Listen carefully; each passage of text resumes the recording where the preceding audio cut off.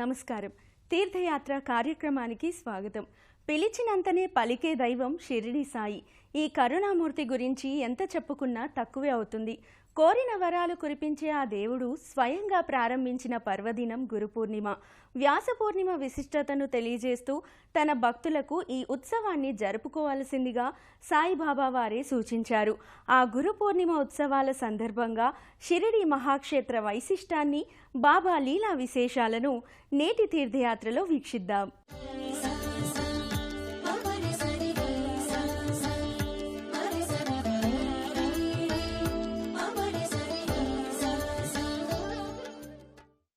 దేశంలోనూ విదేశాలలోనూ పవిత్రధామంగా పేర్గాంచిన ఈ దివ్యక్షేత్రం సాయి భక్తులతో సదా విరాజిల్లుతోంది.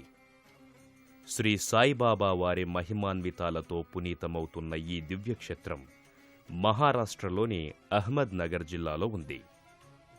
సుందర ప్రశాంత వాతావరణాన్ని, మానసిక ప్రశాంతతను, ఆధ్యాత్మిక చింతనను కలిగించే ఈ దివ్యక్షేత్రంలో భగవాన్ షిరిడీ సాయిబాబా నిత్యము భక్తుల చేత నిత్య నీరాజనాలందుకుంటున్నారు. గురువే దైవం, గురువే తల్లి తండ్రి. అలాంటి ఉన్నతోత్తమ గురువు సాయి తన సత్యవాక్కులతో లోకాన్నే కదిలించిన మహనీయుడాయన. 1854లో 16 ఏళ్ల ప్రాయంలో తొలిసారిగా సాయి షిరిడీకి విచ్చేశారు. కాని కొద్ది కాలానికే అంతర్ధానమయ్యారు. ఆ తరువాత 1858లో ధూప్ఖేడ్ గ్రామానికి చెందిన చాంద్బాయి పాటిల్కు తొలిసారిగా దర్శనమిచ్చాడు. తప్పిపోయిన పాటిల్ గుర్రాన్ని చూపి మహిమను చాటాడు. అదే సంవత్సరంలో చాంద్ పాటిల్ బంధువుల పెళ్లి బృందంతో కలిసి మళ్లీ షిరిడీకి విచ్చేశాడు. బాబా ఆగమనాన్ని చూసిన ఖండోబా మందిర పూజారి మహల్సాపతి రండి సాయి అని స్వాగతం పలికాడు. అలా మహల్సాపతి పిలుపే ఆయన నామంగా స్థిరపడింది. అలా షిరిడీకి 1858లో విచ్చేసిన సాయి నాటినుంచి ఆ గ్రామంలోనే ఉండిపోయారు. పాడుబడ్డ మసీదునే నివాస స్థానంగా ఏర్పరుచుకుని దానికి ద్వారకామాయి అని పేరు పెట్టాడు.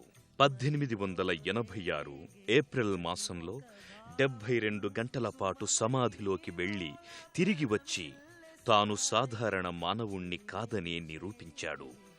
ఇంటింటికి వెళ్లి భిక్ష స్వీకరించి భక్తుల పాపాలు హరించాడు. అల్లా అచ్చా కరేగా, సబ్కా మాలిక్ ఏక్ హై అంటూ రాముడికి రహీముకి భేదం లేదని నిరూపించాడు.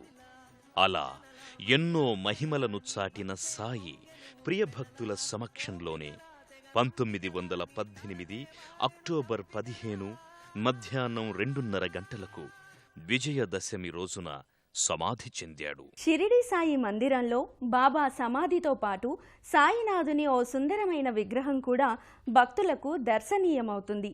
బాబాయే స్వయంగా ఆ సింహాసనంపై ఆసీనుడై ఉన్నాడా అన్నంత దివ్యంగా ఆ మూర్తి గోచరిస్తుంది. ఈ విగ్రహ ప్రతిష్ఠ వెనుక ఓ ఆసక్తికర సాయిలీల ఉంది. సాయిబాబా సమాధి చెందిన 36 ఏళ్ల తరువాతే ఈ విగ్రహాన్ని ప్రతిష్ఠించడం జరిగింది. అంతవరకు ఓ ఫోటోకు పూజలు జరిగేవి. శ్రీ సాయిబాబా వారి దివ్య మందిరాలలో ప్రధానమైందిగా చెప్పబడుతున్న మందిరం సమాధి మందిరం.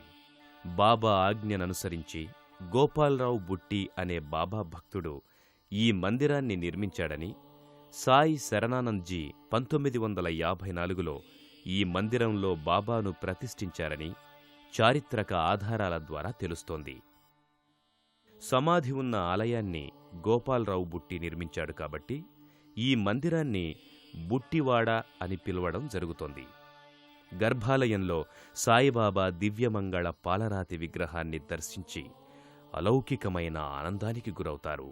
బ్రహ్మానందం పరమసుఖదం కేవలం జ్ఞానమూర్తిం ద్వంద్వాతీతం గగన సదృశం తత్వమస్యాది లక్ష్యం ఏకం నిత్యం విమలమచలం సర్వధి సాక్షిభూతం సాయినాథం త్రిగుణరహితం సద్గురుం తం నమామి అంటూ చేతులు జోడిస్తారు.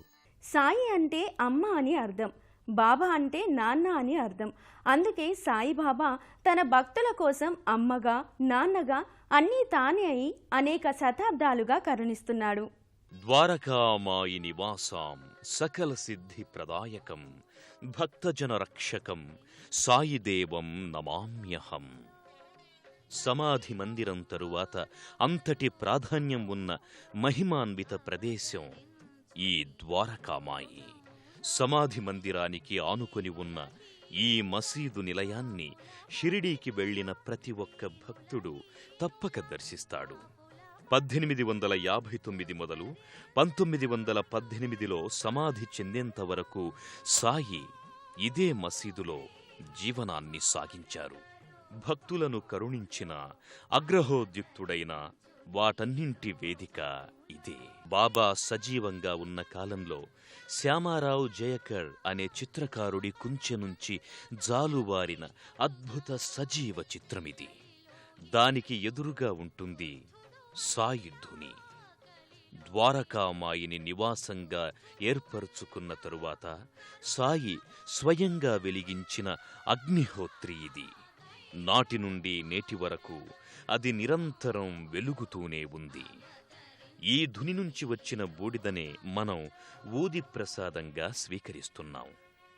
ఎంతోమంది భక్తులకు ఈ ఊది అపర సంజీవిని, కష్ట నివారిణి. ద్వారకామాయిని సందర్శించే భక్తులు ఈ ధునిలో సాంబ్రాణి, అగరవత్తులు, నవధాన్యాలు, ఆవు నెయ్యి వంటి వాటిని సమర్పించి కర్మలు, గ్రహపీడల నుంచి విముక్తి కల్పించమని సాయిని ప్రార్థిస్తారు.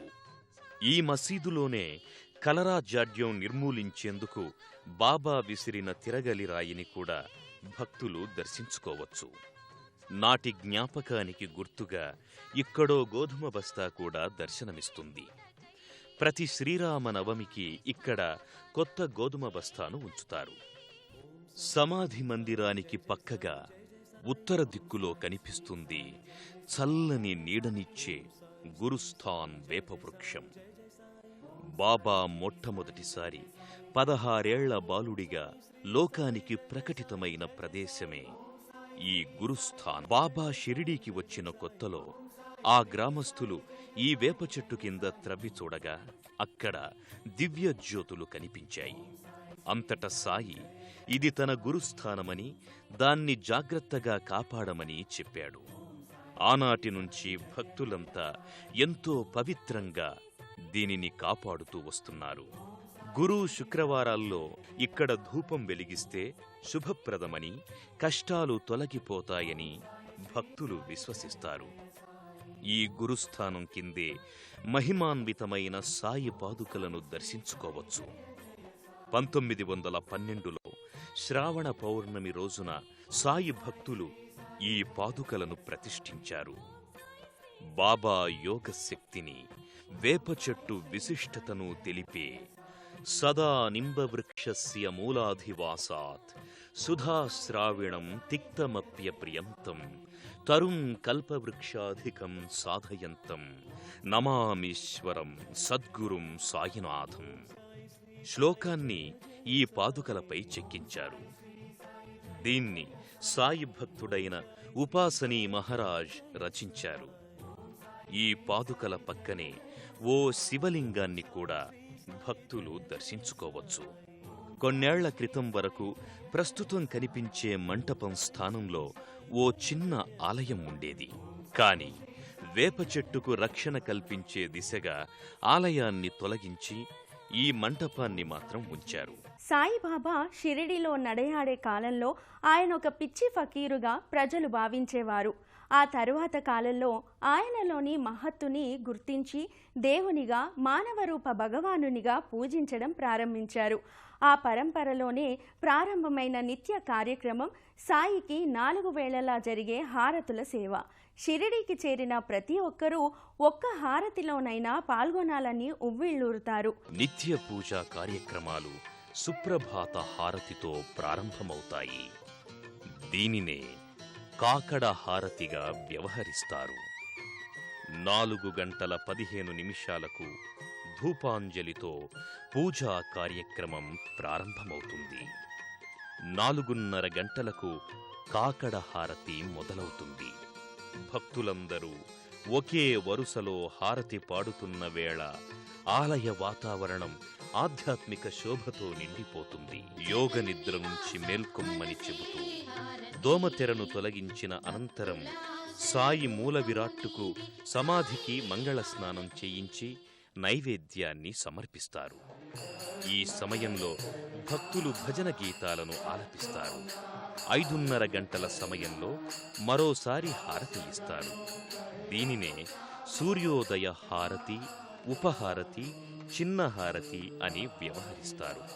అనంతరం భక్తులను దర్శనానికి అనుమతిస్తారు. భక్తుల దర్శనానంతరం తిరిగి 12 గంటలకు మధ్యాహ్న హారతిని నిర్వహిస్తారు.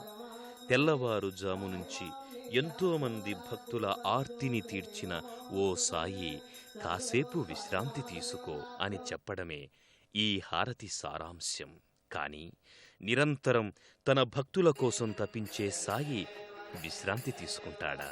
మధ్యాహ్న హారతి అనంతరం సాయంత్రం 6-6:30 గంటల మధ్యకాలంలో సాయంకాల హారతిని నిర్వహిస్తారు. దీన్నే ధూప్ హారతిగా వ్యవహరిస్తారు. విశ్రాంతి తీసుకున్న సాయి ఇక లేవోయి అంటూ భక్తిపూర్వక గాత్రంతో హారతిని అర్పిస్తారు. రాత్రి 10:30 గంటలకు షేజ్ హారతితో పూజా కార్యక్రమాలకు, దర్శనాలకు ముగింపు పలుకుతారు. శ్వేత వస్త్రాలతో, రుద్రాక్షమాలతో సాయిమూర్తిని, సమాధిని అలంకరించి షేజ్ హారతిని నిర్వహిస్తారు. బాబా ఆశీస్సులు కోరే భక్తుల కోసం సాయి సత్యవ్రతం, అభిషేకాది పూజలు చేసుకునే అవకాశం షిరిడీ సంస్థాన్ కల్పిస్తోంది. సాయిబాబా సచ్చరిత్రను పారాయణ చేసుకోవడానికి కూడా ప్రత్యేక ఏర్పాట్లు చేసింది. గణపతి, శనీశ్వర, మహాదేవ మందిరాలకు వెనుకగా ఉన్న సాయి సత్యవ్రత హాలులో ప్రతిరోజు ఉదయం 8:30 గంటలకు ఒకసారి, 10:30 గంటలకు మరొకసారి సాయి సత్యవ్రతాన్ని చేసుకునే అవకాశాన్ని భక్తులకు కల్పిస్తోంది. షిరిడీలో ప్రధానంగా గురు పౌర్ణిమ, శ్రీరామనవమి, విజయదశమి 3 పండుగలు జరుగుతాయి. ఒక్కో పండుగ ఒక్కో చరిత్ర. గురు పౌర్ణమి నాటి ఉత్సవాలను వర్ణించాలంటే మాటలు చాలవు, చూడడానికి 2 కళ్ళు చాలవు. ఈ వేడుకలలో పాల్గొనడానికి ఎంతోమంది సుదూర ప్రాంతాల నుంచి వస్తుంటారు. ఆ ఉత్సవంలో పాల్గొన్న అనుభూతిని మనం కూడా పొందుదాం.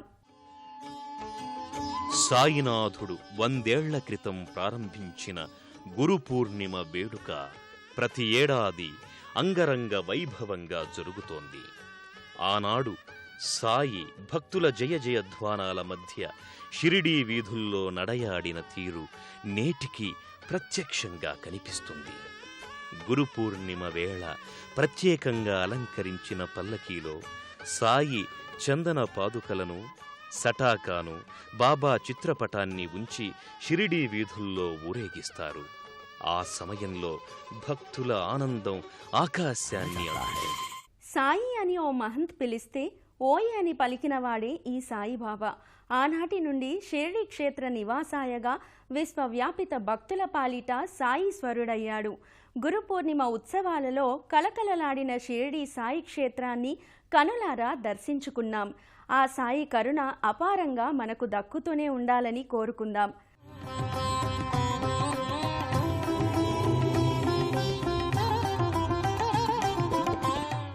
సాక్షాత్తు దత్తాత్రేయ స్వామి అంశావతార మూర్తిగా సాయిబాబాను భావిస్తారు. బ్రహ్మ, విష్ణు, మహేశ్వర త్రిమూర్తుల స్వరూపం దత్తాత్రేయ స్వరూపం. మనం కొలిచే సాయి భగవానుడు బ్రహ్మదేవుడంతా, విష్ణు స్వరూపమంతా, శివుని అంత మహిమాన్వితుడే కదా. ఆ ముగ్గురు కలగలిసిన దత్తాత్రేయుని నేటి అవతారమే సాయిబాబా. అందుకే ఆ మహానుభావుణ్ణి అనంతకోటి బ్రహ్మాండ నాయిక అని కీర్తిస్తున్నారు. రాజాదిరాజా యోగిరాజా అని గానం చేస్తున్నారు. పరబ్రహ్మ శ్రీ శ్రీ శ్రీ సచ్చిదానంద సాయినాథ్ మహారాజా అని జేజేలు పలుకుతున్నారు. ఆ సాయిరాముడు నిండుగా దర్శనమిస్తున్న ఆలయం మహారాష్ట్ర నాందేడ్ వాగ్లా రోడ్లోని శ్రీ సాయిబాబా మందిరం. నేటి తీర్థయాత్రలో ఆ సాయి ధామాన్ని చూసి తరిద్దాం.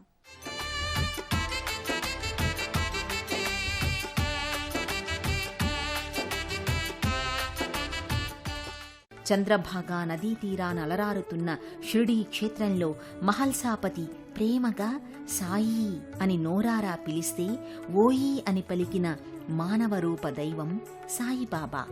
ఆ సాయి భగవానుడు తనను దర్శించగోరే భక్తులు షిరిడీ వరకు వ్యయప్రయాసలు పడాలా అని ఆలోచించి ఉంటాడు.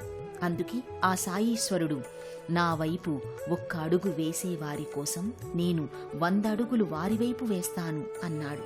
అన్నట్లుగానే తన భక్తుల సమీపంలో అనేక తావులలో వెలిశాడు సాయి.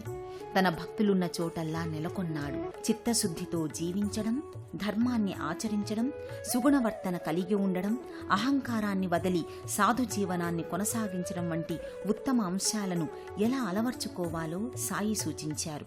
అందుకే ఆయన అవధూతగా నిలిచారు. సాక్షాత్తు దైవస్వరూపుడిగా భక్తులు సాయిని సంభావిస్తారు. అందుకే ఊరూరా దేశవ్యాప్తంగా సాయి దివ్యధామాలు సాకారమవుతున్నాయి. ఆ సంవిధానంలోనిదే మహారాష్ట్రలో నాందేడ్ నగరంలో వాగ్లా రోడ్లో నిర్మితమైన శ్రీ సాయిబాబా మందిరం. ఎన్నో దశాబ్దాలుగా ఈ కొలువులో సాయినాథుడు అర్చామూర్తిగా నెలకొని ఉన్నాడు. విశాల ప్రాంగణంలో రమణీయ ఆధ్యాత్మిక ధామంగా వర్ధిల్లుతోంది. సాయి దివ్యనామం, సాయి భవ్యరూపం ఈ లోగిలిలో నెలకొని భక్తుల్ని ఆకర్షింపచేస్తోంది. గర్భమందిరంలో ఒక ఉచితాసనంపై యోగిరాజు వలె రాజాధిరాజ పరబ్రహ్మ శ్రీ సచ్చిదానంద సద్గురు వలె కూర్చుని ఉన్న తీరులో మనకు సాయి దర్శనమిస్తున్నాడు. ఓ ఉచితాసనంపై సుఖాసీనుడై బాబా పాలరాతిమూర్తి మూల విరాట్టుగా భక్తుల పూజలందుకుంటూ ఉంది. ఆ సాయీశ్వరుడు యోగివలే భక్తజన పూజాక్రతువుల భోగివలే అలరారుతున్నాడు. నింబవృక్ష నివాసాయ అని గొంతెత్తి శ్లోకాన్ని ఆలపించి సాయిని కీర్తిస్తారు. వేప చెట్టు కింద నివసించడి సాయి ఎక్కడ పుట్టాడో ఎలా పెరిగాడో తెలియదు కానీ షిరిడీలోని ఓ మసీదు ప్రాంతాన తచ్చాడుతుంటే మహల్సాపతి సాయి అంటే ఈయన ఓయి అని పలికాడట. అంతే, అప్పట్నుంచి సాయిగా, సాయి భగవానుడిగా అందరి దైవమయ్యాడు. అందరి బంధువు అయిన ఆ నాందేడ్ సాయిని ఎలా పూజించుకుంటున్నారో, ఎలా భజన చేస్తున్నారో వీక్షిద్దాం. సమర్థ సద్గురువైన సాయీశ్వరుడు నిగ్రహానుగ్రహమూర్తి. తన దివ్య శాంతిమయ కరుణామయ దృక్కులతో భక్తుల్ని సుప్రసన్నం చేసే యోగీశ్వరుడు.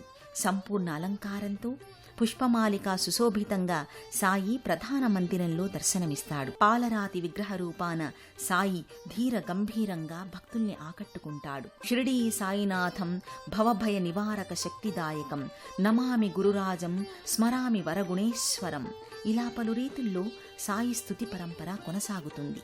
విరాట్ చైతన్యంతో ఆకాశాన్నంటిన మూర్తిమత్వంతో దివి నుంచి భువికి దిగివచ్చిన యోగశక్తి స్ఫూర్తిగా సాయినాథుడు నాందేడ్ మందిర లోగిలిలో గోచరమవుతున్నాడు. దార్శనిక మూర్తిగా వర్ణరంజితమైన మందిర సముదాయమైన ఈ లోగిలిలో ఆకర్షణీయమైన ప్రధాన వేదికపై మహారూపధారిగా మహత్తర మూర్తిమత్వంతో సాయీశ్వరుడు దర్శనమిస్తున్నాడు. సాయి సాక్షాత్తు ఈశ్వరాంశ సంభూతుడని కొందరు భక్తుల ప్రగాఢ విశ్వాసం. అందుకే భక్తులు నోరారా సాయీశ్వర అని కీర్తిస్తారు. ఆయన నామాన్ని నిత్యం పఠిస్తారు. నాందేడ్ ప్రజలే కాక మహారాష్ట్రలోని అనేక ప్రాంతాల నుంచి సాయి భక్తులు వచ్చి ఈ సాయిరాముణ్ణి మనసా వాచా అర్చించుకుంటారు. సాయి కృపానందాన్ని సంతృప్తిగా పొందుతారు. సకల మత సమ్మత సద్గురు సాయినాథుడు. అందుకే సాయినాథుని షిరిడీలో వలె ఎక్కడ సాయి మందిరమున్నా ఆ మందిరంలోకి జాతి, కుల, మత ప్రసక్తి లేకుండా దేశంలోని అందరికీ సాయి దీవెనల భాగ్యం దక్కుతుంది. ఈ నాందేడ్ సాయినాథ మందిరం కూడా సర్వమతాల సమ్మిశ్రితంగా భాసిల్లుతోంది. అందరి సందర్శనాస్థలిగా భాసిల్లుతోంది. సాయి భగవానునికి వివిధ విధాలుగా సేవలు చేసి సాయి కృపా పాత్రలవుతారు. సాయి సత్సంగంలో పాల్గొని భజనలు, సాయి సచ్చరితా పారాయణలు చేస్తారు. ఓం సాయి, శ్రీ సాయి, జయ జయ సాయి అనే ఈ 12 అక్షరాల పాదాన్ని రకరకాల బాణీల్లో పాడుతూ సాయి గానామృతం చేస్తుంటే ఎంత రమ్యంగా ఉంటుందో అంతే రమణీయంగా ఉంటుంది సాయి భగవానుని దర్శనం. మంగళం గురుదేవాయ మహనీయ గుణాత్మనే సర్వలోక శరణ్యాయ కమల సాయినాథాయ మంగళం.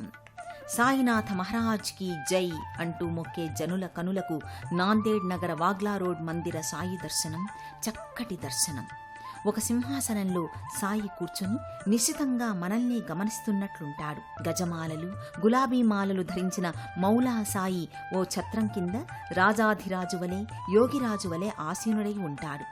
సాయి శుభదీవనల్ని అందుకోవడానికి ఈ మందిరానికి నిరంతరం తరలి వస్తుంటారు. ఈ సాయీశ్వరుని మందిరంలో దర్శించదగ్గవి ఎన్నో ఉన్నాయి. సాయి మూలాంశ దైవతమైన దత్తాత్రేయ స్వామి లేకుండా దాదాపు ఏ సాయి మందిరమూ ఉండదు.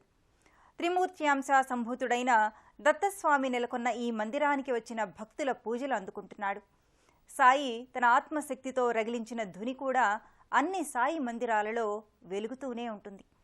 ఆ పవిత్ర ధునిని కూడా సందర్శించి ప్రదక్షిణలు చేసి దక్షిణలు సమర్పించుకుంటారు. కాదు, భగవంతుణ్ణి అర్చించే భక్తుడు కూడా ఏ దేవాది దేవుళ్ళైనా ప్రథమ పూజ్యుడైన గణపతిని ప్రార్థించినట్లే సాయి దేవుడు కూడా ప్రథమ పూజలు గావిస్తాడు. ఆ ప్రథమ పూజ్య దైవం వినాయకుణ్ణి మనము దర్శించుకుందాం. గణపతితో పాటు తన తండ్రి అంశావతారుడైన రుద్రాంశ సంభూత రామసేవా దురంధరుడు ఆంజనేయుడు కూడా మరో ఉపాలయంలో ఉన్నాడు.